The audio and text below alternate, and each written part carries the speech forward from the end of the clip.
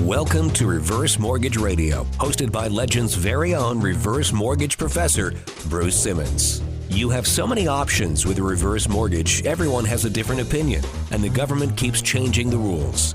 You need to hear from the first certified reverse mortgage professional in Colorado to specialize exclusively in reverse mortgages, one of few in the state with the letters CRMP after his name.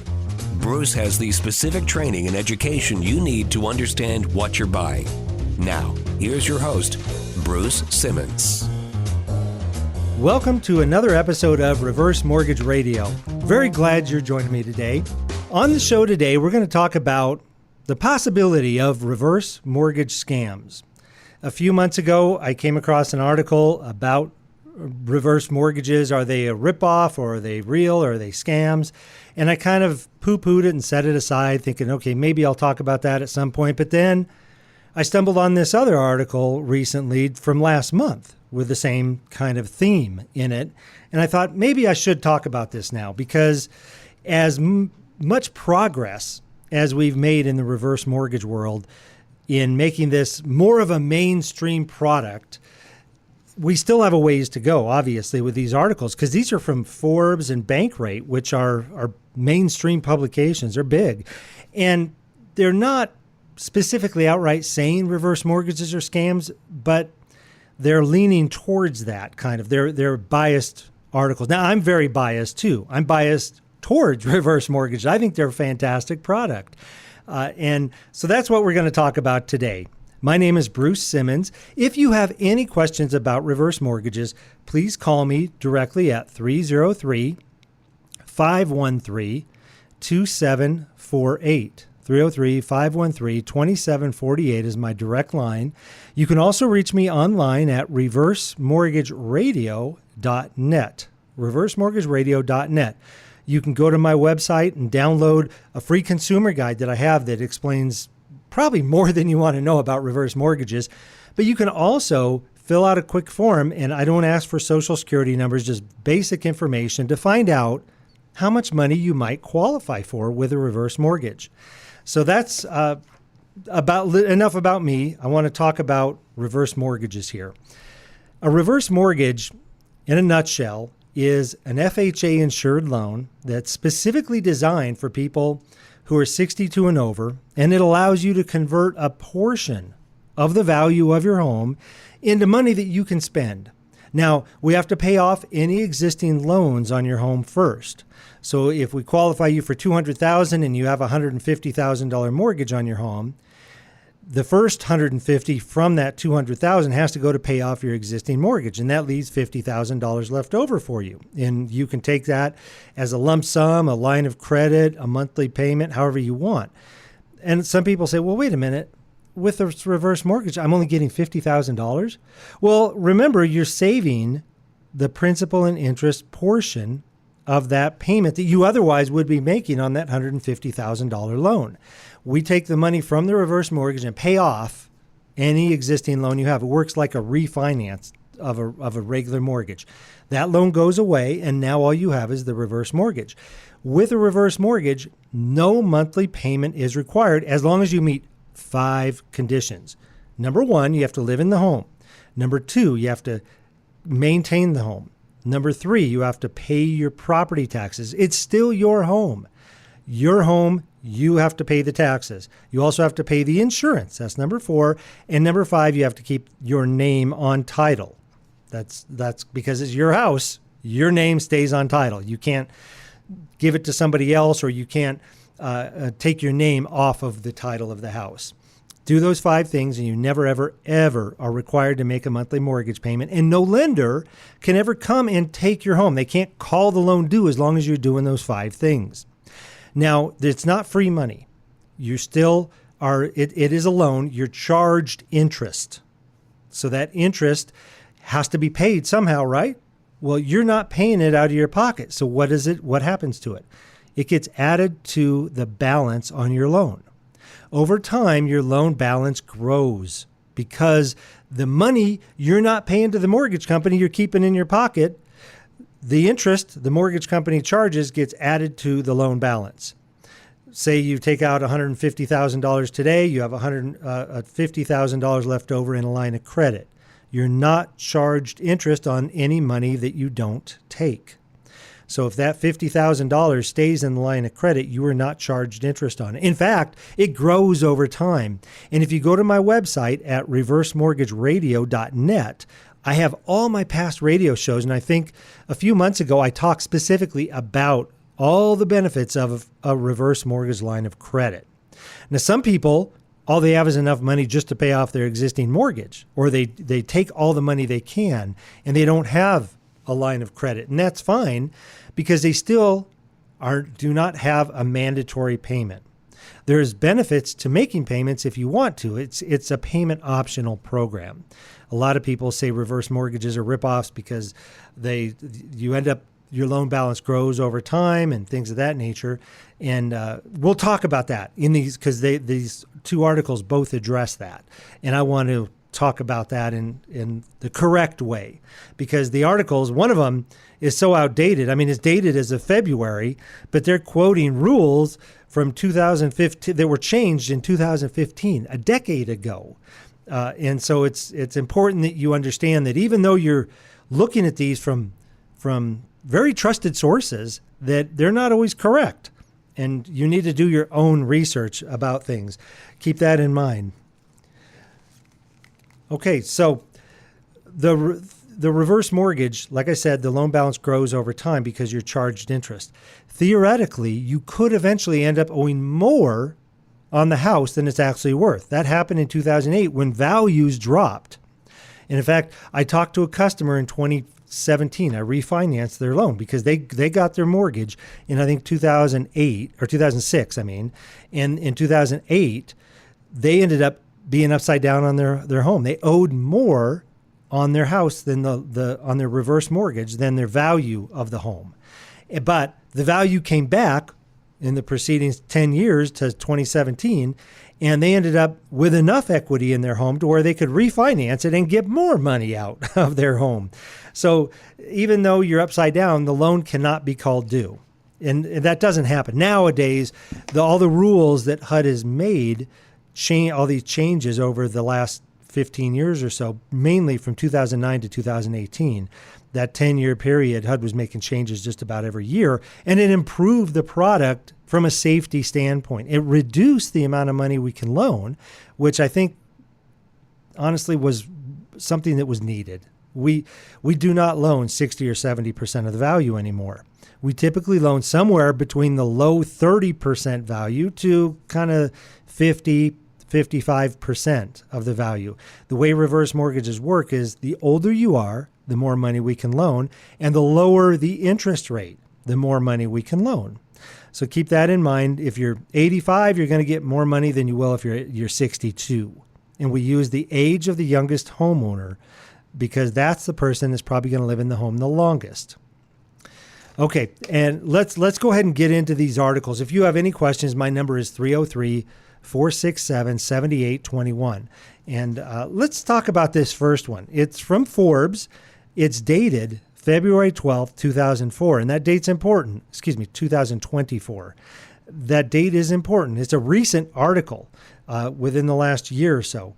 But I want to make sure that you see how sometimes what you read from a trusted source may not always be correct. Because they talk about a reverse mortgage may seem enticing if you're retired and struggling with expenses on a fixed income. However, reverse mortgage come at a cost, so it's critical to know all the terms up front. I agree. Everything comes at a cost. Buying a home, buying a car, refinancing a home, everything comes at a cost. And you have to know those before you make any informed decision. That's why I have this show and talk about all the breakdowns. I've done whole radio shows at my website at reversemortgageradio.net. All my shows are up there, and blog posts and everything else about closing costs, the line of credit, how this all works. I've been doing this radio show for 8 years now, since 2017, I think is when I started. But one thing they keep in mind, and you can see the slant on this article from the very beginning. The next paragraph says, reverse mortgage lenders impose high fees and closing cost, and borrowers must pay for mortgage insurance. All those are together. The high fees, closing cost, and mortgage insurance are all kind of the same. They're just repeating the same thing. And the reason they say there's high cost is due to one cost, which is mortgage insurance. The reason there's mortgage insurance on the loan is to protect your other assets. That if, let's say that you do end up upside down on your house, where you owe more on the home than it's actually worth. In that situation, you can continue to stay in the home. If you've got money in your line of credit, you still have access to that money. The bank cannot close that line of credit out. You're still going to receive a monthly payment if you're set it up that way, no matter what happens to the value. And that's because the only reason we could do that is because there's mortgage insurance on the loan. The mortgage insurance actually protects the lender, which indirectly protects your other assets and your heirs. Your heirs inherit the home if you pass away. The bank does not take your house if you die. Your heirs do. They have a choice at that point. Most of the time, you're going to have equity in the house. And they could sell the house and pay off the reverse mortgage and keep whatever equity is left. They can keep the house and just refinance it if they want to and keep all the equity in the house. Or if there is no equity left in the home, they can just give it to the bank and walk away. And even if they want to keep the house and there's no equity left, for example, let's say the house is only worth $400,000, but you owe $500,000 on the home. While you're living in the home, it doesn't matter. But then you pass away, your heirs inherit the home, and they're like, oh my gosh, mom owes $100,000 more on the house than it's worth. What are we going to do? We want to keep the home because grandpa built it with his own two hands. Well, you can, without having to pay the full $500,000 it's owed, because HUD allows for in a specific situation like that where you owe more, or the heirs inherit a home that more is owed on it than it's worth, they can then get a new loan for 95% of whatever the actual value is at that time. You go get a new loan for 95% of $400,000, even though $500,000 is owed on it, the lender has to accept that. Now, they're not going to take that loss. The mortgage insurance pays the lender. Because the lender is not losing any money, they're not going to come after you, your estate, or your heirs. Okay, so the heirs that inherited the home, they're not going to have to worry about paying anything back, because you can never leave a debt beyond the value of the home. That's all due to mortgage insurance, which is the lion's share of these closing costs. High fees, closing costs, and borrowers must pay mortgage insurance. Those are all one thing, but they break it down into three different categories to make it seem worse than it is. And the mortgage insurance, the initial mortgage insurance premium that as part of the closing cost is 2% of the value of the home, up to a maximum value of $1,209,000. If your home is worth $2 million, we're going to base the amount we can loan on a maximum value of $1,209,000. Now, there are other non-FHA insured loans that do not have mortgage insurance for higher valued homes, and also condos that are not FHA approved. So if you live in a condo, maybe your condo is only worth $300,000, but it's not an FHA approved condominium complex. You can still do a reverse mortgage on that property, possibly, not guaranteed, but a very strong possibility of it, if we can qualify that property for a non-FHA insured reverse mortgage. But they're just talking about FHA loans in this article. And then they go into what a reverse mortgage is. And one thing they say is that unlike traditional mortgages where the balance decreases over time, why does it decrease over time? When you have a regular mortgage, the balance decreases because you're making mortgage payments. You're taking money from your bank account and giving it to the bank every month. And with a reverse mortgage, they say the balance increases as interest and fees are added on a monthly basis. That's because you're not paying the mortgage payment every month. You're not paying interest on a monthly basis. You're allowing it to be added to the balance of the loan. And it's cash flow. In retirement, cash is king.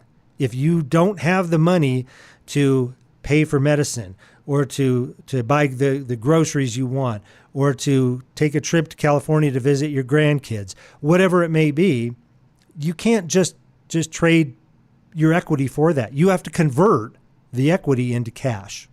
And that's what a reverse mortgage allows you to do in a comfortable way that fits your budget. Okay? So now they talk about here, again, and the idea too is that this whole theme in both of these articles is that reverse mortgages are only for a needs-based situation. Now, there's really three levels, kind of, if you want to look at it that way, for reverse mortgages. There's three common uses. And in the book, Understanding Reverse by Dan Hultquist, I always recommend that book. He's the smartest guy in the reverse mortgage field. Understanding Reverse is the name of the book. He talks about the three common uses. Number one is need. That's one. But also two is lifestyle. Maybe you don't need to pay off your mortgage. You can afford to pay your mortgage, okay. But you can improve your lifestyle if you don't have a mortgage payment that you have to pay. You still have to pay your taxes and insurance and all that stuff, but you don't have to make a mortgage payment. Or number three, planning. Let's say you own your home free and clear, you're doing fine, but a reverse mortgage line of credit allows you more flexibility in your financial plan of how you're going to, if your assets that you have invested take a dive, you can tap into that line of credit that's available to you from the reverse mortgage, and you can use it that way. But see, these articles only talk about the one use. They kind of play on that needs-based borrower, if you will. And maybe you're in that situation, but a lot of my customers are not. Most of them are in the lifestyle situation, in all honesty, where they're not struggling. They're doing okay, but they could be doing better if they had a reverse mortgage. So you got to be aware that the loan balance does grow over time, and that's part of the education. Then they do say on here, if the borrower dies, the estate or the heirs of the estate must pay back the loan, but not more than the value of the house, which is true, but they don't have to pay back the loan in that way. The loan is due. It could be refinanced. They've got options. They could refinance it like we talked about and keep the home. They could also just give it to the lender and walk away if there's no equity, or they could sell the home and keep whatever equity's left. And again, they talk about, this is one thing that irritates me, is because this is a rule that changed in 2017. It says reverse mortgages often come with high fees and closing costs and potentially costly mortgage insurance premium. For loans equaling 60% of the or less of the home's appraised value, the premium typically is 0.5%. However, if reverse mortgage exceeds 60% of the home's value, the premium can increase to 2.5%. This whole idea about the mortgage insurance premium fluctuating was done away with in a rule change in 2017. And they're not even reporting it correctly. It wasn't even that way in 2017. Anyways, I'm not going to get into details about it, but be aware that some of the things that you read online are not correct. And I always highly recommend talking to somebody that understands the loan process. Talk to a local reverse mortgage professional who stays up on things. Every year I go to conventions, that are put on through the National Reverse Mortgage Lenders Association. I'm a certified reverse mortgage professional, and every year I've got to take extra classes to maintain that certification. I have to do a background check every few years to make sure I haven't been arrested for something. I have to do all kinds of pay extra money too. So I'm a professional in this business. This is my profession. I'm going to be doing this for a long time to come too. But they also talk in this same article. This is from Forbes, remember? And it's only a year old. And it's important to understand how these things work, because they say the reverse mortgages do not impose income or medical requirements on the borrower. No reverse mortgage has ever imposed medical requirements. We don't make you do a physical before getting a reverse mortgage. And we have not required, or we started doing what they call financial assessment in 2015, where we do qualify you for income and credit. Now, we have to make sure that you can afford to live in the home and that you've got decent credit, and that if you can afford it, that you are going to pay your taxes and insurance on, the home, so that you can make sure that it's going to stay current. So keep all that in mind. You've got options with a reverse mortgage. They've got so many different things here. They talk about how reverse mortgages may require borrowers to meet strict home maintenance requirements to protect the resale value of the estate. And yeah, we do require maintenance. You have to maintain the home. It's not any stricter than anything else. And you do have to pay your property taxes and insurance, just like if you own the home free and clear. If you own your home without a mortgage payment, and you do not pay your taxes, somebody else will pay your taxes on your behalf. And then 3 years later, they're going to foreclose on you. They're going to want to get paid back with interest, and they're going to take your home. So you always have to pay your taxes. That's not something special to reverse mortgages. Just be aware that these articles are slanted. The other one too, this is written by Casey Goff, and this was from Bankrate in June of last year. And they talk about how to avoid reverse mortgage scams. And some of them are good, but they make it out like these are something to be feared. I think this could have been a very, very good article about how to avoid things, and basically work with somebody local, number one, do your homework, make sure that you're not feeling pressured. Most of the scams that involve reverse mortgages are just like in most other scams. They usually are performed by people that are close to you. I hate to say that, but that's the way it works. Your son or daughter, grandson, granddaughter, maybe they want to get some money. They need some money for this special business investment, or maybe they're not the highest class person, and they got into trouble with drugs or something. Now, I shouldn't say not the highest class person, because anybody can get in trouble with drugs or other ways get addicted. And hopefully that's not the case. But I've done loans for people to bail out their kids but if they're the ones pressuring you, you got to be aware of that, and you've got to be able to say no. And that's up to you, because if you come to me and you tell me that you need this reverse mortgage to help family, I'm not going to question you, make you justify why you want the reverse mortgage. But you do need to be aware of it. Now, there are other scams that do involve contractors or financial advisors, supposed financial advisors. And that's what they talk about in here. They say red flags to watch for reverse mortgage scams. They do mention in here that to a large extent, reverse mortgage scams hinge not on the actual loan product, but on the lender and other professionals involved in the process. I would add, like I said, family members to that too. But they say that if the scammer sends you an unsolicited offer, that's kind of a joke, because you get unsolicited offers all the time. They're not all scams. I've sent direct mail to people in the past. I haven't done it in years, but I've sent direct mail to people. Any mail you get, if you get an unsolicited offer, it's just people wanting to do business with you. Okay? It doesn't mean it's a scam.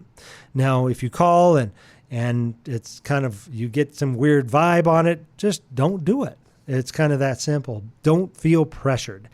But they say here, if the scammer tells you it's free money, which nobody says that about reverse mortgages, if the scammer can't clearly explain the loan or how it works, that could just be somebody that's new in the business is kind of stupid. Well, not stupid, but ignorant about how the reverse mortgages work. I don't want to bash other people, but if they don't understand it, they're going to have difficulty explaining it to you. If the scammer says they're the only lender or salesperson you should talk to, that's not necessarily a scammer. That may just be somebody that's insecure. I tell people you can shop. I'm good with people shopping. I think it's a good idea to get other quotes. In fact, I did a loan for a lady years ago, 20 plus years ago probably. She called me and said, "Hey, I'm doing this loan with somebody out of state, and he's pressuring me to close now, and I don't feel good about it." It's not a scam. It's just he was kind of ratcheting up the pressure because he wanted to get paid.